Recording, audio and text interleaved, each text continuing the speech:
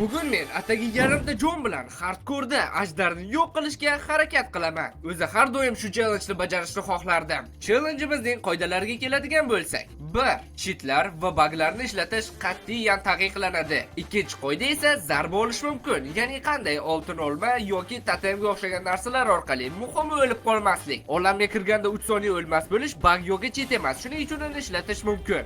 Maqsad bor, qoidalar aniq. Boshlasak ham bo'ladi. Faqat bundan oldin challenge-ning qiyinligini yana bir bor sizlarga ko'rsatib bersam degandim. Yarimta jon bilan o'ynash bu xohlagan maxluq, xohlagan kaktus yoki magma yoki shunchaki 4 blokdan yiqilish ham shu zahoti meni o'ldiradi. Bundan oldingi 3 ta omadsiz urinishlarni tashlab ketamizda, birdaniga 4-inchisiga o'tamiz. 4-urinish hardcore, olamni yaratamiz. Ko'rib turganingizdek, hozircha menda barcha jonlar bor. Shuning uchun ham tarmoq o'yiniga kirib, kodlarni yoqib, mana bu komandani yozamiz. Bundan so'ng olamga kirib chiqamiz, yarimta jon qolishi va cheatlar o'tishi uchun. Bari tayyor. Menda yarimtagina jon qoldi. Bu degani bitta kaktusga tegib ketish ham meni 4-urinishim tugashiga olib keladi. Butun challenge 3 ta bosqichdan iborat bo'ladi. Oddiy olam, tunlarni o'tkazsak muammo emas. Nazar juda ham qiyin, har qadamda o'lim va end. Bu yerda menda bitta g'oya bor. Shuning uchun end muammo bo'lmasligi kerak. Shuning uchun ham men o'zimga tosh asboblar yasab qishloq qidiruvga otlandim. Sababi u yerda juda ham ko'p menga kerakli narsalar bo'ladi. Yo'limda ko'rgan hayvonlarni esa ovqatga aylantirdim. Atagi 2 daqiqadan so'ng qishloq topildi. Qishloqdagi samon men o'ylagandan ancha ko'p bo'lib chiqdi. Golem esa ancha aqlliroq. Eng muhimi, menda atagi yarimta jon borligini unutmasligim kerak. 4 ta blokdan sakrash barini tugatadi. Lekin men iloji boricha ehtiyot bo'ldim. Ovqat juda ham ko'p, lekin buncha kerak ham emasdi. Sababi bu videoda jonim ketmaganligi uchun men deyarli ovqat yemayman. Qishloqdagi uylarning birida esa kamonchining blogi bor ekan. Shuning uchun men yotoq olib, bolta yasab, shartta daraxt chopishga kirishdim. Menimcha negaligini tushunib turibsiz. Zumratlar menga qishloqlardan 2 ta narsa sotib olish uchun kerak. Birinchisi jangda yordam beradigan kamon va o'qlar bo'lsa, ikkinchisini hozir olish shunchaki vaqtni bekorga sarflash bo'lishi mumkin. Sababi nazarda o'lib ketish ehtimolim juda yuqori bo'lganligi uchun bu bilan faqatgina olovli tayoqchalarni olib bo'lgandan keyingina shug'ullanishga qaror qildim. Kamonni bemalol sotib oldim, lekin yaramas o'q sotishni xohlamas edi. Shuning uchun undan qutulishga to'g'ri keldi. O'qlarni iloji boricha ko'p sotib oldim, sababi ular ifritni o'ldirishdan tashqari asosiy jangda ham juda asqotadi. Qishloqdan sal narida cho'kkan kema va buzilgan portal topdim. Konga tushish juda ham xavfli va zerikarli. Xazina esa ayni muddo deb o'yladim va qidiruvga otlandim. 3 daqiqadan so'ng boshlagan joyimga qaytib kelib qoldim, lekin yaxshi ham, sababi buzilgan portaldagi sandiqni ko'rmabman. U yerda esa obsidian bor edi. Boshda uni tashlab ketayotgandim, lekin qaytdim. Yaxshi ham qaytdim, sababi obsidiansiz men yutolmasligim mumkin edi bugun. Yoki konga olmos 40 uchun tushishga to'g'ri kelardi. Yana 9 daqiqa o'tib xazina xaritasi orqali manzilga yetib bordim. Xazinani topish uchun esa X turgan chankda 9 ga 9 koordinatani topamiz va to'g'ri pastga kovlaymiz. Sal qoldi. Xazina shunga arzirdi, sababi undagi temirlar orqali men o'zimga asboblar yasab oldim. Aslaha ham yasamoqchi edim, lekin bu ahmoqlik ekanligini vaqtida sezib qoldim, chunki u menga yordam bera olmasdi. Uning o'rniga esa paqir yasadim. Mana buning rostdan yordami tegadi va shu zahoti tunni o'tkazib yubordim. Birinchi bosqich bilan tugatdik. Endi nazarga otlanish vaqti yetib keldi. Yaxshi hamki xazinani qidirish vaqtida lava kuli topib olgandim. Nazarda spam bilan umuman omadim kelmadi. Paydo bo'lish mumkin bo'lgan joylardan eng rasosida paydo bo'ldim. Shuning uchun ham oddiy olamga qaytib o'zimga qalqon yasadim. Bu tever kirkab yo'qligi uchun ololmagan oltin blogimni olib, bundan o'zimga oltin oyoq kiyimlar yasadim. Nazardagi raqiblar sonini bittaga kamaytirish uchun. Nazardagi yagona maqsadim iloji boricha tez olovli tayoqchalarni olib, bu yerdan tuyoqlarni shiqillatish, lekin bu bizning o'yinimizdagi eng qiyin qismi hamdir. Shuning uchun men iloji boricha tezroq qizil qal'ani topishim kerak va men uni topdim. Bu men o'ylagandan ancha kamroq vaqt olgan bo'lsa-da, lekin hali katta muammo bor. Qizil qal'ani o'ziga tushish. Qizil qal'ani topishga 4 daqiqa vaqt sarfladim. Ichiga kirishga esa naqd 1 soat. Bu vaqt ichida men bir necha bor o'limdan qoldim. Nezirit topdim. Iloji boricha oldinroqgacha kavlab bordim. Lekin bu qal'aning bir tega qimmat joylashuvi tufayli men ichiga hech qandaysiga tusha olmasdim. Sababi u butunlay lava bilan o'ralgan. Hech narsa o'ylab topolmagach o'yindan chiqib ketdim.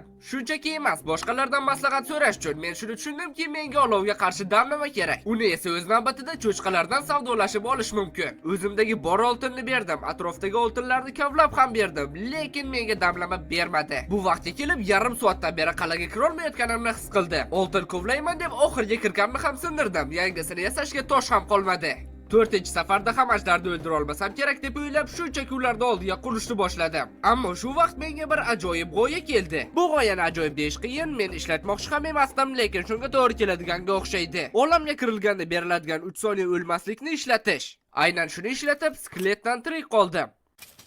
Mayli, shuni ishlatgim kelmaganda, lekin to'g'ri keladiganga o'xshaydi. Hozirroq sakraymanda, keyin olamdan chiqib ketib, qaytib kirib, qara, sal pastroq, menimcha sal pastroq bo'lish kerak. Yaxshi, chiqib ketamiz. Xo'sh, qaytib kiramiz. Qani, umid qilamanki, parchalanmayman. Ajoyib. Keyin shu bakni ishlatib, birin-ketin ifritlarni chopa boshladim. Har safar zarba bergandan keyin olamdan chiqib kirdim. Shu sabab ifritlar meni umuman ura olgani yo'q.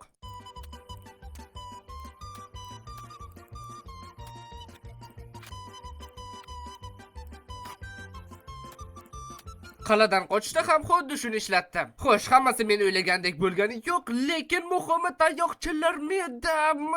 Mana senga eng qiyin qismidan o'tdik desak ham bo'ladi, lekin oldinda ajdarni o'ldirish bor. Mayli, muhimi hozir xursand bo'lishimiz kerak. Portal unchalik uzoqda bo'lmaganligi uchun qaytish unchalik katta muammo bo'lmadi. Faqat yo'lda g'alati narsa sodir bo'ldi. Yo'q, bloklar ko'rinmayotgani emas, bu tabiiy narsa, lekin undan so'ng Minecraftdan shunchaki chiqib ketdi. Men buni 3 soniyalik o'lmaslikni haddan tashqari ko'p ishlatganimga jazo deb o'yladim. Olamdan ham ayrilib qoldim shekilli deb, lekin yo'q, hammasi ishladi. Bundan so'ng hech qanday muammo bo'lmasdan portalga yetib oldim. Oddiy olamga qaytganimda tun ekan, shu sabab shu zahoti uxlab yubordim. Xo'sh, challengening 2ta bosqichidan o'tdik. Endi faqat ajdarni yo'q qilish qoldi. Faqat undan oldin Ender marvartlarni hal qilish kerak. Mening rejamga ko'ra men ularni sotib olaman. Ha, Ender marvartlarni sotib olish mumkin. Faqat buning uchun jodugar qishlog'ini sal kuchaytirishga to'g'ri keladi. Yana bitta marvarat 5 ta zumrad turishini hisobga olsak, menga juda ham ko'p zumrad kerak bo'ladi. Faqat bundan oldin o'zimda bor zumradlarni ishlatishga qaror qildim va sekin kuchaytirishni boshladim. Juda foydali narsalarni sotib olganimdan so'ng zumradlar tugadi. Shuning uchun daraxt chopib sotishga to'g'ri keldi. Lekin oxir-oqibat men uni kuchaytirdim va nima bilasizmi?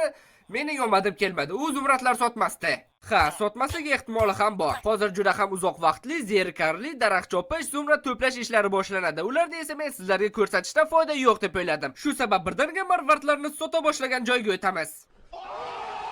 Zumradlar faqat bitta sotib olishga yetdi. Shuning uchun yana daraxt chopishga to'g'ri keladi. Oxir-oqibat men hattoki keragidan ham ortiq zumradlar sotib ola oldim. Endi menda ajdarning oldiga borish uchun hamma narsalar bor edi. Shu sabab men uzoq o'ylab o'tirmasdan yo'lga otlandim.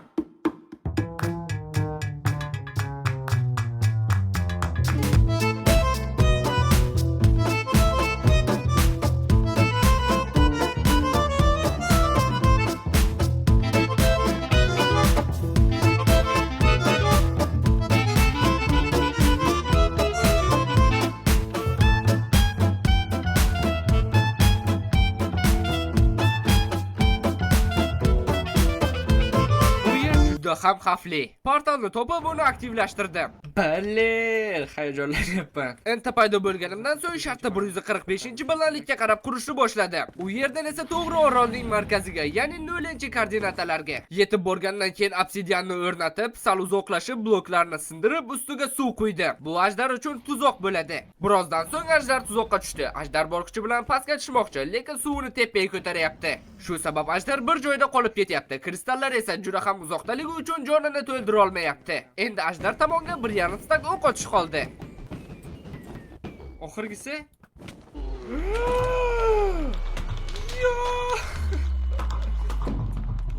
endi shunchaki portalga sakrasak kifoya.